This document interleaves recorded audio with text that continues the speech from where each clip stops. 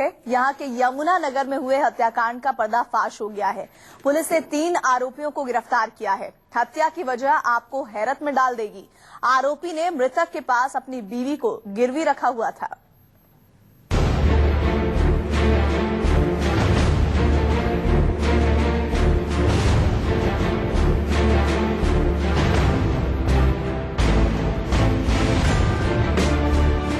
सनसनीखेज कत्ल की वारदात, बेरहमी से की गई थी हत्या।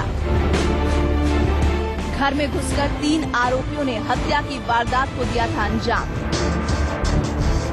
और आप इस वारदात की वजह को जानकर चौंक जाएंगे। मामला हरियाणा के यमुना नगर का है। पुलिस की गिरफ्त में बैठे ये लोग एक हत्या के आरोपी हैं। आरोपियों में एक पति पत्नी भी शामिल है।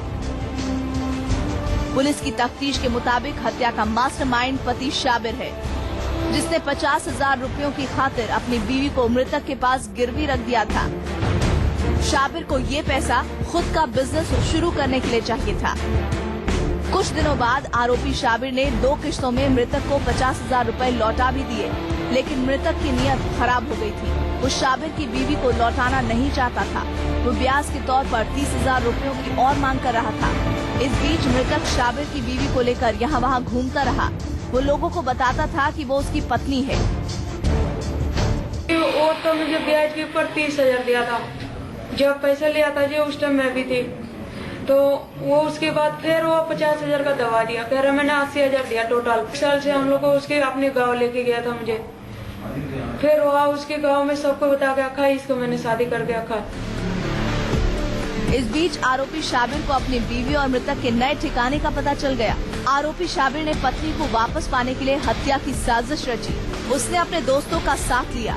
31 अक्टूबर की रात तीनों आरोपी गोलम के घर पहुंचे, जहां उन्होंने गोलम के सिर पर ईंट से हमला किया, जिसमें वो जख्मी हो गया और इसके बाद गोलम की गला घोंटकर हत्या कर दी।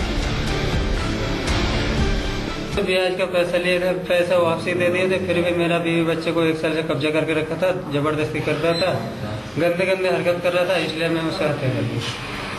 सर गिरवी तो नहीं रखा था, मगर पैसा वो ब्याज पे लिए थे, ब्याज वाला पैसा वापसी दे दिया। फिर भी वो जबरदस्ती 30,000 लिए थे, 30,000 वापसी दे दिए थे।